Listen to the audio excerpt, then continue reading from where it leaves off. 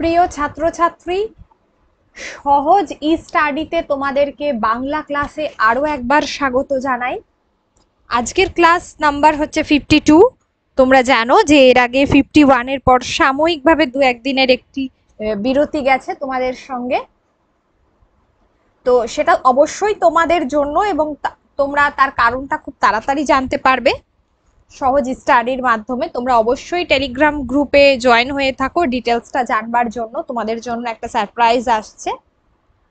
আচ্ছা, এবারে যেটা বলার আছে সেটা হচ্ছে আজকের ক্লাসে আমরা কি কি পড়বো। আজকে আমরা অ্যাজ ইউজুয়াল বেশ কিছু এমসিকিউ প্র্যাকটিস করব আমাদের পরীক্ষার জন্য, কারণ যেটা গুরুত্বপূর্ণ।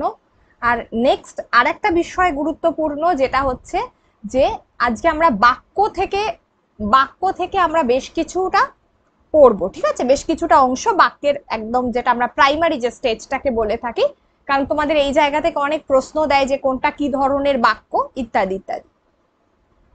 চলো আজকে আমরা ক্লাস স্টার্ট করে দিই। তারপর তোমাদের সঙ্গে একটা বিষয়ে আমি অবশ্যই কথা বলবো। আগে আমরা ক্লাসটা শুরু করি। ওকে, চলো। কোয়েশ্চেন নাম্বার 1, যেটা তোমরা আমাকে বলো যে দিগন্ত, দিক প্লাস অন্ত। ঠিক আছে, এই যে দিক প্লাস অন্ত, এটা হচ্ছে দিগন্ত। এটা কিসের উদাহরণ? দেখো, এটা কি ব্যঞ্জন ধ্বনি প্লাস স্বরধ্বনি, স্বরধ্বনি প্লাস ব্যঞ্জন ধ্বনি, অনুসর্গ প্লাস প্রত্যয়, আর ব্যঞ্জন ধ্বনি প্লাস ব্যঞ্জন ধ্বনি? দেখো, এটা একটা সন্ধির উদাহরণ, তাই এখানে অনুসর্গ এবং প্রত্যয়ের এখানে ব্যাপার নেই, তাই জন্য সি এরটা অবশ্যই কাটা।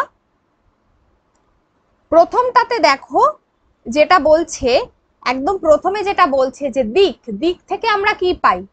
দিক থেকে আমরা মূলত পাই, এখান থেকে স্বরধ্বনি পাই না, এখান থেকে আমরা ব্যঞ্জন ধ্বনিটা পাচ্ছি, তাই তো? তাহলে ফার্স্টে হচ্ছে ব্যঞ্জন ধ্বনি আছে, আমরা জানি এটা ব্যঞ্জন যে সন্ধি তার ছিল এটা উদাহরণ। ঠিক আছে, আমি করিয়েছি তোমাদেরকে। আচ্ছা, তাহলে ব্যঞ্জন ধ্বনি, আর পরেরটা দেখো অন্ত আছে, তাহলে অ থেকে অ হচ্ছে একটা স্বরধ্বনি। তাহলে প্রথমটা উত্তর অবশ্যই তাহলে কি হওয়া উচিত?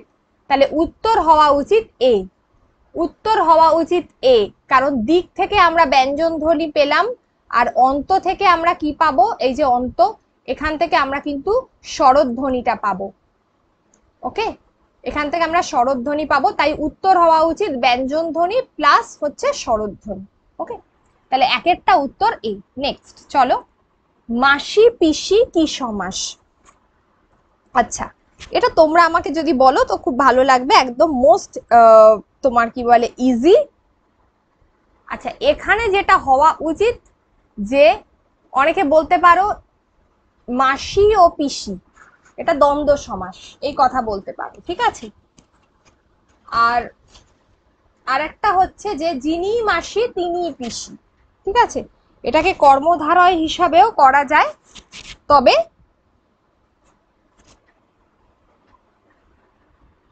এটাকে কর্মধারয় হিসেবেও করা যায়। তাহলে মাসি পিসি, তোমরা জানো যে কর্মধারয় হিসেবে করা মানে এটা হচ্ছে দুটোই বিশেষ্য পদ রয়েছে, তাই তো? এখানে দুটোই বিশেষ্য পদের প্রাধান্য রয়েছে, সেটাকে কর্মধারয় হিসেবে করা যেতে পারে। তাহলে এখানে তোমরা দুটোই বলতে পারো, এক হচ্ছে যে একটা হলো মাসি, আর একটা হচ্ছে পিসি। তাহলে আমরা এখানে কি বলবো, কোনটা অ্যাপ্রোপ্রিয়েট? সব থেকে অ্যাপ্রোপ্রিয়েট কোনটা হচ্ছে এখানে? মাসি পিসিকে যদি আমি সমাস করি, সব থেকে অ্যাপ্রোপ্রিয়েট কোনটা হবে বলো, তোমরা একটু বলো। প্রথমে হচ্ছে দ্বন্দ্ব সমাস এ, বি হচ্ছে দ্বিগু সমাস, তারপরে হচ্ছে কর্মধারয় সমাস, এবং লাস্ট ওয়ান হচ্ছে তৎপুরুষ সমাস।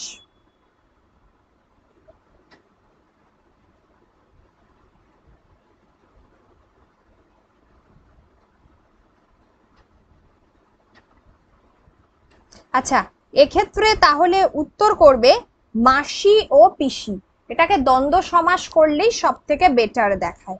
ঠিক আছে, দ্বন্দ্ব সমাস করলেই এটা হচ্ছে সব থেকে বেটার দেখায়, দ্বন্দ্ব সমাস করবে। ওকে, চলো, দুয়ের এ হচ্ছে এটা হবে দ্বন্দ্ব সমাস। নেক্সট। আচ্ছা, নেক্সট বলার আগে জাস্ট একটা ছোট্ট ঘোষণা আছে, তোমাদের ম্যাথসের ব্যাচ অলরেডি চলছে, এবং তোমাদের জন্য যে অফার ছিল সেটা ইতিমধ্যেই শেষ হয়ে গেছে। 3 মান্থসের একটা কোর্স, এটা চ্যাপ্টার ওয়াইজ ম্যাথস করানো হচ্ছে জসিম স্যারের সঙ্গে। তোমরা ম্যাথসের ব্যাপারে আলোচনা করে নিতে পারো, যারা এখনো মনে করছো যে তোমাদের ম্যাথসের জন্য প্রয়োজন আছে, তাহলে খুব স্বল্প মূল্যে অনলি 699-এ তোমরা এই ক্লাসটা জয়েন করতে পারো 8348817027 এই নাম্বারে। ওকে, এই নাম্বারে তোমরা স্যারের সঙ্গে কন্ট্যাক্ট করে নিতে পারো। চলো নেক্সট। আচ্ছা, ক্রোধ রূপ অনল এর সমাসবদ্ধ পদটা কি হবে? ক্রোধাক্ত অনল, ক্রোধানল, ক্রোধেনল আর নাল ক্রোধ। তাহলে এক্ষেত্রে যেটা সব থেকে অ্যাপ্রোপ্রিয়েট, এটা আমরা নিজেরাই বুঝতে পারছি, সেটা হলো ক্রোধানল, তাই তো? ক্রোধ রূপ অনল, সেটা হচ্ছে আমরা যখন রাগে প্রচন্ড রেগে যাই তাকে আমরা যেটা বলে থাকি, এখানে এই বিষয়টা কিন্তু সেখানেই বলা হচ্ছে, তাই তো? সেইখান থেকেই কিন্তু এই ক্রোধানল শব্দটা এসছে। অর্থাৎ কি হয়, যদি আমরা অনলের অর্থ জানতে চাই, আগুন যেটাকে, মানে রাগে আগুন হয়ে যাওয়া, ক্রোধানল, ঠিক আছে? রাগে আগুন হয়ে যাওয়া, সেটাই হলো ক্রোধানল। অনল শব্দের অর্থ হলো আগুন। এই যে এক্ষেত্রে বি উত্তর হবে, তাহলে 3-এর বি উত্তর হলো। নেক্সট, আক্কেল সেলামি। আক্কেল সেলামি কি? এটা একটা বাগধারা, তাই তো? এটা একটা বাগধারা, খুব ইজি। আক্কেল সেলামি মানে অপদার্থ, রাগী, ভীতু নাকি বোকামির দণ্ড, এগুলো আমি তোমাদেরকে লিস্ট দিয়েছি।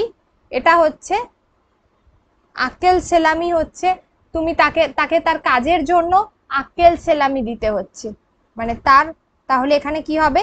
এখানে হবে বোকামির দণ্ড। আক্কেল সেলামি, আক্কেল সেলামি যদি বলো, তাহলে এখানে তার কাজের জন্য তাকে কি করা হচ্ছে?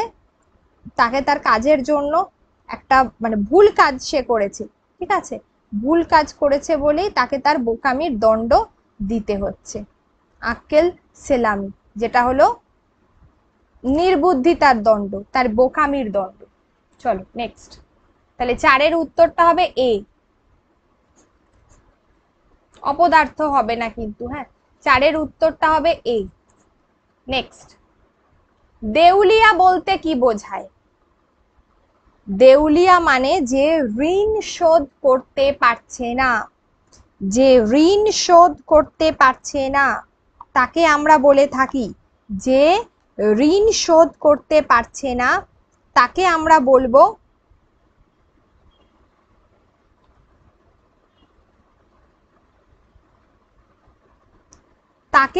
বলবো অবশ্যই কি বলবো না, দেউলিয়া হয়ে গেছে, তাই বলি না? আচ্ছা, তাহলে বি এরটা এক্ষেত্রে উত্তর হবে। এ হচ্ছে দেওয়াল, হবে না। সি হচ্ছে ঋণী, হবে না। ডি হচ্ছে রাগী, হবে না। তাহলে এক্ষেত্রে দেউলিয়া হচ্ছে 5-এর বি। আচ্ছা, এই স্পেলিংটা কিন্তু এটা শোধ, মানে প্রিন্টিং মিস্টেক ছিল কোনো কারণে, শোধ হবে, ঠিক আছে? এই স্পেলিংটা হবে ঋণ শোধে, কথাটা শোধ হয়। রাজা বাদশাহ কি জাতীয় শব্দ? আচ্ছা, রাজা বাদশাহ কি জাতীয় শব্দ যদি এটাকে বলা হয়, তাহলে এর উত্তর হবে, এটা হচ্ছে একটা মিশ্র শব্দ। এটা একটা মিশ্র শব্দ, রাজা বাদশাহ, এটা হচ্ছে একটা মিশ্র শব্দ। ওকে, তাহলে বাদশাহ যদি আমরা বলি যে এইগুলো কি শব্দ, বাদশাহ হচ্ছে একটা মিশ্র শব্দ, ঠিক আছে?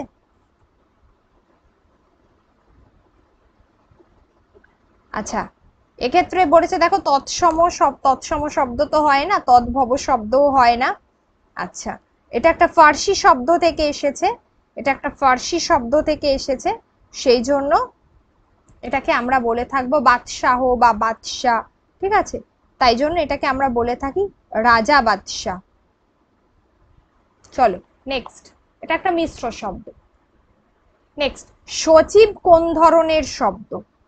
আচ্ছা, খুব ইজি, পারিভাষিক শব্দ একটা বলেছে। আচ্ছা, আর একটা বলছে যে সচিব, আর একটা বলছে তৎসম শব্দ, তদ্ভব শব্দ, ঠিক আছে? তৎসম শব্দ, তদ্ভব শব্দ, আর হচ্ছে দেশি শব্দ। তাহলে এক্ষেত্রে উত্তর কোনটা হবে? সচিবের ক্ষেত্রে উত্তর হবে এটা হচ্ছে একটা পারিভাষিক শব্দ, এটা হলো একটা পারিভাষিক শব্দ, ঠিক আছে? তাহলে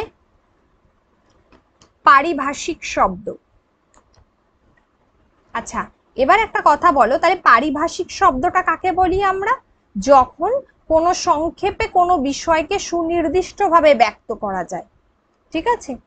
কোনো কিছু সংক্ষেপে সুনির্দিষ্টভাবে ব্যক্ত করা যায় সেটাকে আমরা বলছি, তাই তো?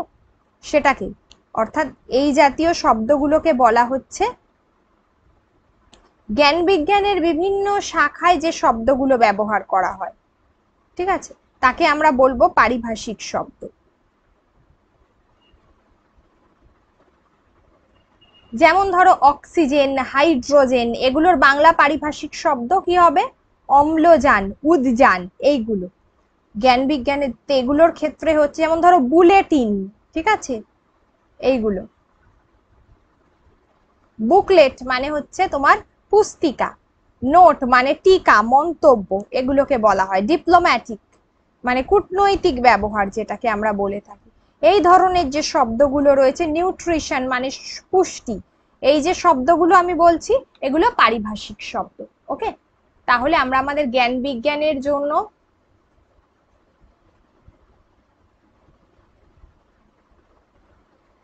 যে শব্দ ব্যবহার করি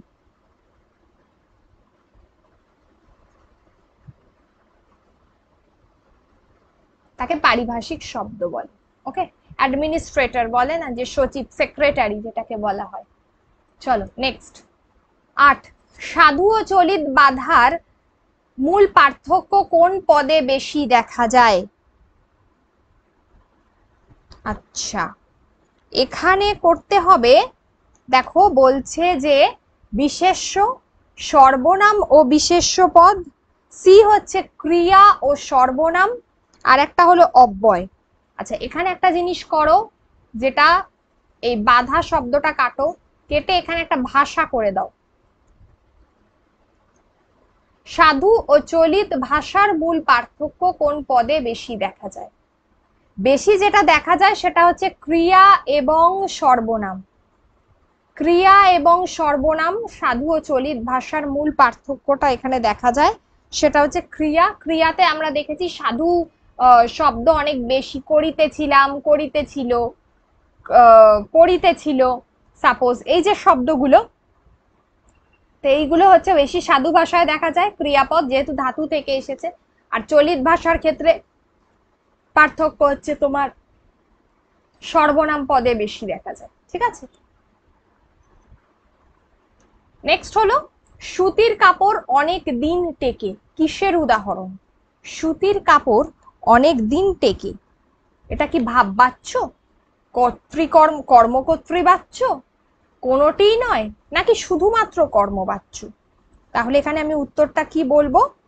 এখানে যেটা উত্তর বলবো সেটা হচ্ছে, এটা হলো, দেখো সুতির কাপড়, এটা একটা কর্মপদ নিঃসন্দেহে, কিন্তু কর্মবাচ্য হবে না, কারণ সুতির কাপড় এখানে কর্তার মতো আচরণ করেছে, এখানে প্রধান হয়েছে সুতির কাপড়টা কর্তা হিসেবে, কর্ম এখানে কর্তার কাজ করছে, কর্ম কর্তার কাজ করছে, তাই জন্য এটার উত্তর কি হবে? এটার উত্তর হবে কর্মকর্তৃবাচ্য, কর্মকর্তৃবাচ্য। ওকে, নেক্সট 10 নম্বর প্রশ্ন কি বলছে? প্রত্যক্ষ উক্তির আগামীকাল, আগামীকাল এই যে শব্দটা, এটাকে আমরা পরোক্ষ উক্তি করলে কি হবে? পরের দিন, পূর্ব দিন, দিন, আগের দিন, কি উত্তর দেবে? আগামীকালকে কি উত্তর দেওয়া হবে বলো? অবশ্যই পরের দিন, ঠিক বলেছ। 10-এরটা হচ্ছে বি, 10-এর হলো বি, যেটা হচ্ছে অবশ্যই পরের দিন। ওকে, আচ্ছা, ভানু সিংহ কার ছদ্মনাম? ভানু সিংহ হলো কার ছদ্মনাম? ভানু সিংহ হচ্ছে রবীন্দ্রনাথ ঠাকুরের ছদ্মনাম, তাই তো? ছদ্মনামগুলো আশা করি একটু একটু বলছিলাম তোমাদেরকে, তো এখানে রবীন্দ্রনাথ ঠাকুরের ছদ্মনাম 11D আরো একটা লিস্ট অবশ্যই করে দেব, যেটা হচ্ছে রবীন্দ্রনাথ ঠাকুরের ছদ্মনাম হচ্ছে ভানু সিংহ। আচ্ছা, সিংহাসন এর ব্যাসবাক্য কি হবে? সিংহাসন এর ব্যাসবাক্য কি হবে? সেটা হবে সিংহ চিহ্নিত আসন। সব থেকে অ্যাপ্লিকেবল হবে সিংহ চিহ্নিত আসন, সেটা হচ্ছে সিংহাসন। ঠিক আছে?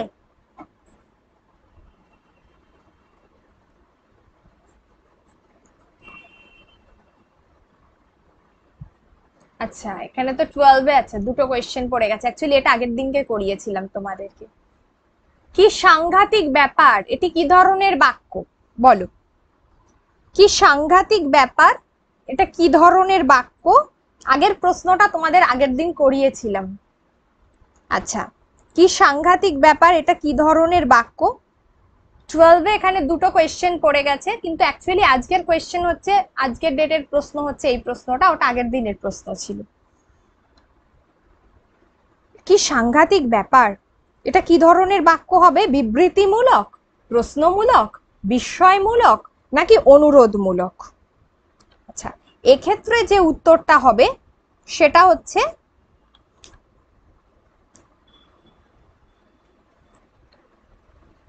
এটা কি ধরনের হবে? এটা কিন্তু কখনোই প্রশ্নসূচক হবে না, এটা হবে বিস্ময়মূলক। কি সাংঘাতিক ব্যাপার, তুমি অবাক হচ্ছ, এটা হবে বিস্ময়মূলক। ঠিক আছে? এটা প্রশ্ন চিহ্ন নেই, তাই এটা হবে না, এটা প্রশ্নমূলক হবে না। অসমাপিকা ক্রিয়া বাক্যের কোথায় বসে? এটা খুব ইজি, এটা বাক্যের মাঝখানে বসে, তাই তো, বা প্রথমে বসে যেটাকে আমরা বলি। তাহলে অসমাপিকা ক্রিয়া বাক্যের কোথায় বসবে?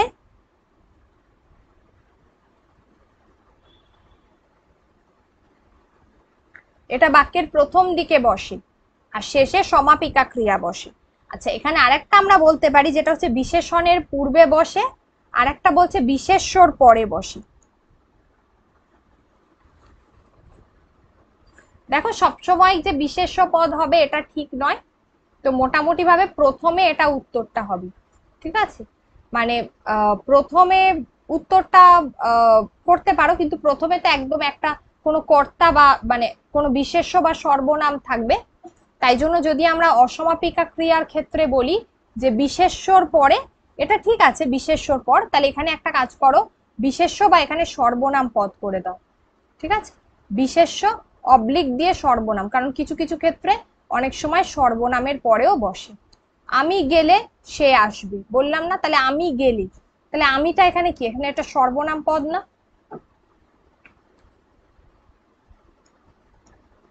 বিশেষ্য বা সর্বনামের পর হবে। ঠিক আছে? আচ্ছা, অগ্নিবীণা কার রচনা? অগ্নিবীণা কাজী নজরুল ইসলামের বিখ্যাত কাব্যগ্রন্থ, যে কাব্যগ্রন্থের বিখ্যাত কবিতা হচ্ছে বিদ্রোহী। তোমাদেরকে বলেছি এর আগে, বিদ্রোহী, যার জন্য কাজী নজরুল ইসলামকে বিদ্রোহী কবি বলা হয়। তাহলে অগ্নিবীণা হচ্ছে কাজী নজরুল ইসলামের লেখা। 14A, অগ্নিবীণা কাজী নজরুল ইসলামের লেখা। আচ্ছা, এবারে আজকে আমরা বাক্য পড়ব।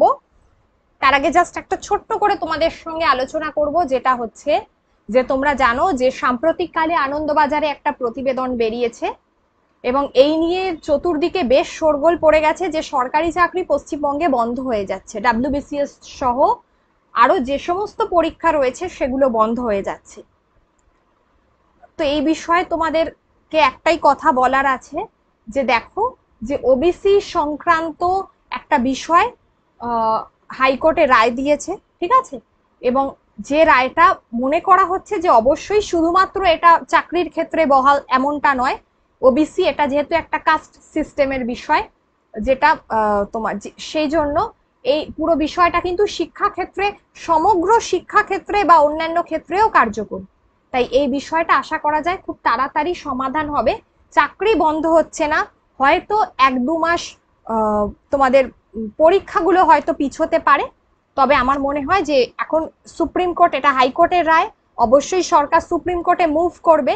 তো সেক্ষেত্রে সুপ্রিম কোর্টে এই মুহূর্তে যেহেতু একটা গ্রীষ্মকালীন ছুটি চলছে, সামার ভ্যাকেশনের ছুটি, তো আগামী মাসে যখন এটা ওপেন হবে আশা করা যায় কেসটাও কিন্তু তখন উঠবে এবং এই বিষয়ে আমরা একটা সদর্থক উত্তর পাবো বা স্থগিতাদেশ পড়বে বা এই বিষয়ে ডিটেল আলোচনা হবে, তখন আর কোনো সমস্যা হবে বলে আমার মনে হয় না। ঠিক আছে, তো সেক্ষেত্রে তোমরা নির্দ্বিধায় থাকো, পরীক্ষা তোমাদের হবেই, হয়তো কয়েক মাস পিছোতে পারে, এটা আন্দাজ করা যেতে পারে, কিন্তু এটা ভেবে নাও যে যদি আজকেই ফর্ম ফিল আপ হয় এবং একটা নির্দিষ্ট ডেট দিয়ে দেওয়া হয় আগামী 2 মাসের মধ্যে, তাহলে কিন্তু তোমাদের পক্ষে সেই সিলেবাস শেষ করা এবং প্লাস প্র্যাকটিস, কারণ আমরা কিন্তু সিলেবাস শেষ করলেই আমরা কিন্তু পরীক্ষায় পাশ করবো এমনটা নয়, আমাদেরকে শেষ দিন অবধি শেষ মুহূর্ত পর্যন্ত আমাদেরকে চূড়ান্ত ভাবে প্র্যাকটিস করতে হবে। ঠিক আছে, তবেই কিন্তু আমরা পরীক্ষায় পাশ করতে পারবো। তাই অবশ্যই তোমরা তোমাদের পড়াশোনা জারি রাখো এবং প্র্যাকটিস করো, হিউজ হিউজ প্র্যাকটিস করো। আর এটা যদি মনে করো যে আজকে আমি প্র্যাকটিস ছেড়ে দেবো, জবে নোটিফিকেশন বেরোবে তবে পড়াশোনা করব, তখন কিন্তু দেখবে যে বাকিরা অনেক এগিয়ে গেছে তোমার থেকে এবং তুমি তখন সিলেবাসই শেষ করতে পারো। ওকে, তো এই জায়গাটা আমার এটাই বলার উদ্দেশ্য, তোমাদেরকে মোটিভেট করা।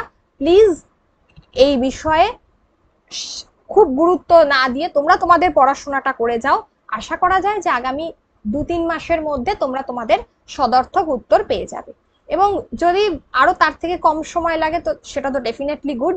ঠিক আছে, তোমরা তোমাদের পড়াশোনা করো, প্রত্যেকদিন এইভাবে প্র্যাকটিস করতে থাকো, আর অবশ্যই যদি ক্লাস ভালো লাগে তাহলে চ্যানেলটাকে সাবস্ক্রাইব করে রাখবে এবং ডিটেলটা তোমরা জানতেই পারবে। ওকে, চলো। আচ্ছা, এবার হলো বাক্য।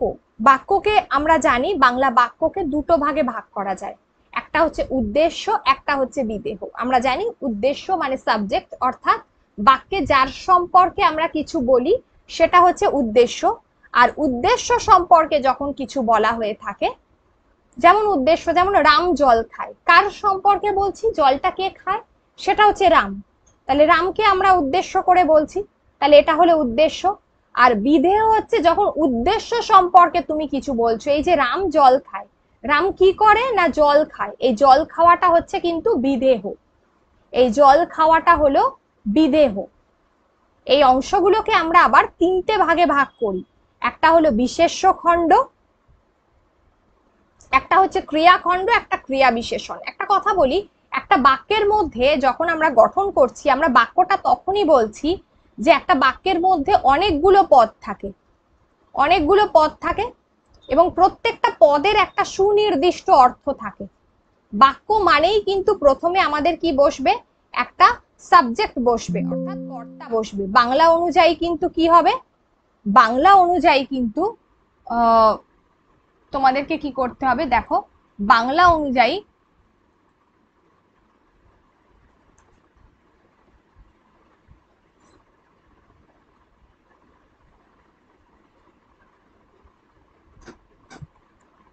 দেখো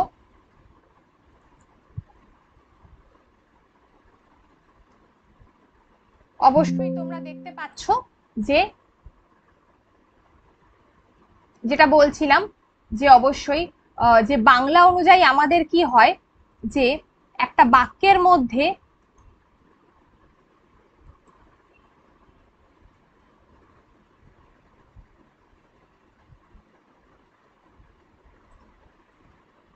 একটা মিনিট,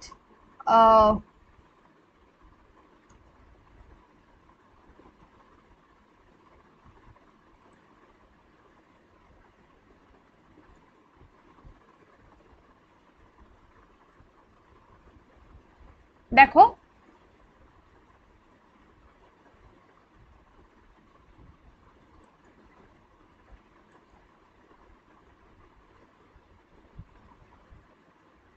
হ্যাঁ, যেটা বলছিলাম যে একটা বাক্যের মধ্যে দেখো অনেকগুলো পদ থাকে, ঠিক আছে, একটা তোমার কি বলে মিস্টেক হয়েছে তো সেই কারণে এরকম হলো, তো যাই হোক, একটা বাক্যের মধ্যে অনেকগুলো পদ থাকে, পদের বেশ কিছু অর্থ থাকে, ঠিক আছে, তো এই অর্থগুলোকে আমরা কি করব, অর্থগুলো যখন একটা সুস্পষ্টভাবে ধারণা দেয় আমাদের, তখন সেই পদগুলো পরপর বসে তার সম্মিলিত অর্থ প্রকাশ করে এবং আমরা একটা বাক্যকে তৈরি করতে পারি।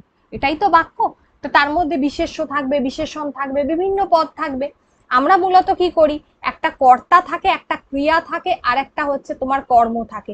একটা বাক্যের মধ্যে একটা কর্তা থাকবে, তারপর একটা কর্ম থাকবে, আর একটা তারপর ক্রিয়া থাকবে। এইগুলো ছাড়া কিন্তু কখনোই বাক্যটা গঠন হতে পারে না। তো এই বিভিন্ন পদ থাকে, আমি বলছিলাম যে একটা বাক্যে বিশেষ্য পদ, বিশেষণ পদ, ক্রিয়াপদ। তো এইগুলো যখন পাশাপাশি বসে, এই শব্দ বা সমষ্টিগুলো পাশাপাশি বসে একটা সম্পূর্ণ মনের ভাব প্রকাশ করে, একটা তাদের সুস্পষ্ট অর্থ থাকে, তখন তাকে আমরা কি বলি? বাক্য বলি। যেমন জগদীশ বাড়ি যাবে, তো জগদীশ এটা একটা কর্তা, কোথায় যাবে? বাড়ি যাবে। যাওয়াটা হচ্ছে তোমরা জানো যে ক্রিয়া, তাই তো? তাহলে বাক্যের দুটো রূপ রয়েছে, একটা গঠনগত, একটা অর্থগত। এই সমস্ত যে রূপগুলো রয়েছে, দেখো আমি বলছি, গঠনগত আর অর্থগত যে রূপ, এই গঠনগত রূপটাকে আমরা চারটি ভাগে ভাগ করতে পারি। একটা সরল, একটা যৌগিক, একটা জটিল, একটা মিশ্র। আর অর্থগত গুলোকেও নির্দেশক, নির্দেশক, ইচ্ছাবোধক, সন্দেহবাচক, অনুজ্ঞাবাচক, এগুলো কিন্তু আমরা এক এক করে পড়বো, ঠিক আছে? প্রত্যেকটা ভাগ।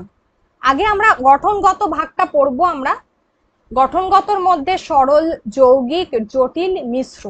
তারপরে আমরা অর্থগততে যাব। অর্থগতর মধ্যে সবকিছু পড়ে। নির্দেশক মানে অ্যাসার্টিভ সেন্টেন্স, তোমরা জানো, যার আবার দুটো ভাগ হয়, একটা ইতিবাচক, একটা নেতিবাচক, অর্থাৎ একটা সদর্থক, একটা পজিটিভ, একটা নেগেটিভ, নাবাচক। এইগুলো হয়। কাউকে তুমি সন্দেহ করছো, কাউকে অনুজ্ঞা করছো, কারোর প্রতি তোমার আবেগ রয়েছে, প্রশ্ন করছো, শর্ত সাপেক্ষ আলোচনা করছো, এগুলো সব হচ্ছে বাক্যের এক একটা শ্রেণী বিভাগ। ওকে, এগুলো আমরা আরো ডিটেলে আলোচনা করব, প্রত্যেকটা ভাগ আলোচনা করব। ওকে, চলো আজকে তাহলে তোমাদের জন্য এই অবধি ক্লাস থাকলো। তোমরা অবশ্যই ক্লাস দেখতে থাকো, প্রত্যেকটা জানতে পারবে। এর আগেও আমি অন্যান্য ক্লাস তোমাদেরকে করিয়েছি, বেশ কিছু চ্যাপ্টার এখনো পর্যন্ত করাচ্ছিলাম, সেগুলো অল্প অল্প অবশ্যই বাকি রয়েছে, তো প্রত্যেকটা চ্যাপ্টার করাবো। আর একটা কথা বলবো, যেটা আগের দিনে যে হোমওয়ার্ক ছিল, অজানা, নয় জানা যা, তাহলে এটা কি হবে? অজানা, যা তোমার জানা নেই, এটা নং বহুব্রীহি হবে নাকি নং তৎপুরুষ হবে? মূলত এই দুটোর মধ্যে আমাদের কনফিউশন থাকে। নং কর্মধারয় হবে না, দ্বিগু হবে না, তাহলে কি হবে? অজানাকে আমরা কি করতে পারি?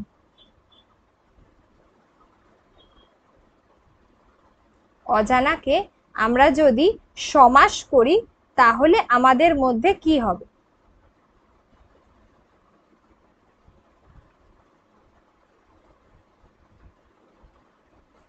দেখো, নেই জানা যা, তাই তো? নয়টা আমি আগেই বলেছি, অলওয়েজ যখনই আমরা তোমার কি বলে কোনো কোনো নাবাচক শব্দ করব, মানে নং জাতীয় কোনো কিছু করব, এই নাবাচক শব্দটা অলওয়েজ নং এর ক্ষেত্রে নাবাচক শব্দটা আগে বসবে। নাবাচক শব্দ